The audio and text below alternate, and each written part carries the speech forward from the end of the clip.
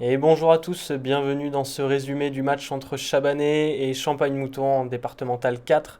Un petit point sur les derniers matchs. Champagne-Mouton sort d'une victoire 4-0 en coupe contre Tapona et reste donc sur 5 victoires consécutives, tandis que Chabanais sort d'une victoire contre Saint-Cloud également en coupe, une victoire 6-0. Ouais, donc au classement, Champagne garde sa troisième place depuis la quatrième journée. Au niveau de l'équipe, pour Chabanais, c'est une équipe, une compo très classique. À noter peut-être Jérémy Duteil qui est sur le banc. C'est à son tour de rentrer dans la rotation des milieux. Et encore merci à Guilou, Champalou, de venir donner un petit coup de main à la première avec toutes ses absences. Allez, on commence avec une première action pour Chabanais. Eh ben non, c'est pour Champagne-Mouton. Ballon perdu par Mikus au milieu de terrain qui va couvrir leur jeu. L'attaquant de champanois est lancé en profondeur, mais frappe Max a entre essayé de les poteaux. s'aligner pourtant, mais ouais, effectivement, Mikus était un petit peu plus bas que ses deux défenseurs centraux, ce qui fait qu'il couvrait. Coup franc pour Chabanais, tiré par Buet. Ça touche le poteau, je crois que ce n'est pas touché. Le gardien qui s'en sort. Miraculeusement. La ligne, voilà. Effectivement, ça a bien touché le poteau et ça lui revient dans les bras après l'avoir touché. Allez, nouvelle occasion, toujours pour Bulette, corner, bien frappé au point de pénalty, ça revient sur Toto, petit cafouillage. Allez, Oussine qui récupère. Ouh, faute sur Oussine, j'ai l'impression, penalty, hein. Un peu oublié par l'arbitre, c'est Voilà. pas très grave d'entrée, on va dire. Un peu litigieux. Nico lance la profondeur qui dribble bien, qui s'avance face au gardien, c'est contré, ça passe au-dessus. Ouverture du score donc de Nico, 1-0 au bout de 10 minutes de jeu. C'est ça, Nico qui se bat bien après avoir frappé sur le gardien une première fois, il va au bout de son action. Et gros travail de Fabrice au milieu de terrain pour Keke, qui lance Nico en profondeur. Passe du pointu. Maxime, qu'est-ce que tu nous fais? Pourquoi tu lèves les bras? Putain, le ballon est pas au fond, ben voilà, il nous porte la poisse. Il fait confiance totalement à son attaquant, qui pourtant a manqué son face-à-face avec le gardien. Il est pourtant en grande confiance aujourd'hui, Nico, et depuis quelques jours. Nouveau long ballon justement pour Nico, gros la frappe, c'est touché par le gardien, Buvette a bien suivi. Eh oui. 2-0, ils font le break au bout de 20 minutes de jeu. Nouveau long ballon pour Dimitri, juste avant la demi-heure de jeu. Allez, qui se va bien. Gros travail au duel. physique de Didi Il a qui perdu garde le ballon. Eh ben non, il le récupère. En retrait pour Keke, tout en tacle et ça rentre. Oh là C'est là. le but du 3-0. Va-t-on voir sa célébration? Oui, le diable Le de K. diable de presque K. Et regardez-moi ces deux idiots qui arrivent vers lui en diable de presque K. Et un centre raté. C'est Nico, encore une fois, qui récupère le ballon. Qui va pouvoir centrer. C'est touché au premier poteau par Oussine. Allez, ballon pas perdu qui va être récupéré par Bulette de l'autre côté. Centre dans la surface. Centre C'est pour Max, Bulette. pardon. Max, et oui, on n'a pas l'habitude de le voir aux avant-postes. Tête de Mais, Bulette un petit peu. Il doit manquer d'abdos, je pense, Bulette. Oh, je pense. Sur sa tête. Si tu peux aller à la salle, Bulette, ce serait bien. 15h33, que se passe-t-il? J'ai l'impression, Bulette qui vient boire un coup. Ah, c'est Chopin, son lacet est défait. Eh oui. Il arrête le jeu. Monsieur l'arbitre, écoutez-moi. Et c'est Didi qui vient lui faire son lacet. Allez. On vous le rappelle, il y a 3-0 pour Chabanais face à Champagne après une demi-heure de jeu. Centre d'Oussine pour Nico. Oh, ça claque.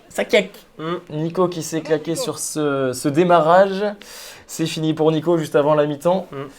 Premier coup dur pour Chabanais à 3-0. Exactement.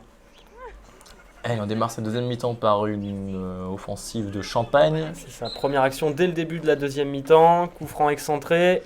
Chopin qui vient rassurer sa défense avec Pas tellement, hein. Bah non, C'est du tout, repoussé un peu dans l'axe. il Bon. nous fout dans la merde. Alors que s'il l'avait capté, ça aurait été bien. Oh, les arbres sont jolis à graines. Exactement. L'automne, couleur d'automne. Exactement. Orange. Nous sommes en plein automne. Un Ah non, en centre. fait, il y a du foot aussi. Tête d'Oussine. Bel arrêt du gardien sur le côté. Exactement. Et Fabrice, un nouveau long ballon. C'est contré. Allez, pour Géant, une touche superbement décalée pour Mikus. Qui va centrer. C'est contré encore. Oh. Et comme le dit Mikus, pot de pêche. Allez, nouvelle offensive pour Chabanais dans une deuxième mi-temps un peu plus compliquée. Allez, Jay qui lance Bulette en profondeur, qui va se présenter tout. Oh, le 3 lâche les bras. Il se dit, il va trop vite celui-là. Et le piqué de Bulette qui passe à côté. C'est ça. Comme piqué qui passe à côté de Shakira. Eh oui, malheureusement. Allez, un petit point sur les résultats de la poule. Donc une victoire de Chabanais 3-0 contre Champagne-Mouton qui a fait une belle opposition tout de même en deuxième mi-temps à souligner. Ils nous ont mis en difficulté. Et ben les premiers de la poule ont gagné. Saint-Germain gagne sur le terrain de Fontafie 1-0. Charente-Limousine va battre Saint-Cloud sur sa pelouse. Et après, en suivant, Chasseneuil, Exideuil et Saint-Maurice gagnent eux également des points face à des concurrents directs. Peu de surprise hein, dans ce classement, la hiérarchie est respectée enfin, dans ces résultats de cette journée. Effectivement.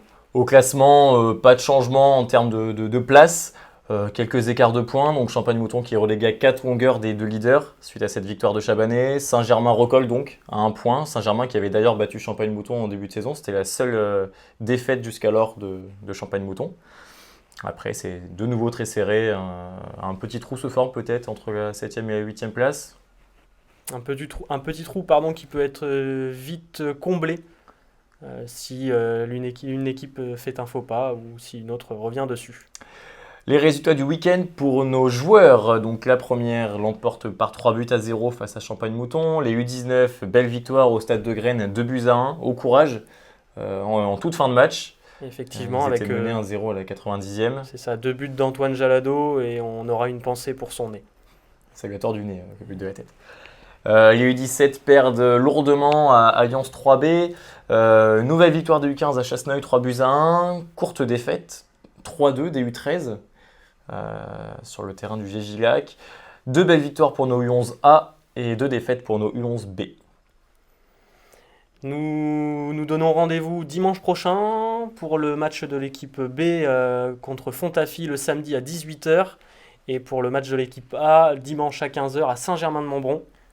En effet, on a besoin de tout notre public pour nous encourager pour ce dernier match de l'année 2022, finir cette très très belle année footballistique de la plus belle des manières. Effectivement, si nous pouvions terminer par 2 victoires, cela serait parfait. Rendez-vous dimanche. Bonne semaine à tous.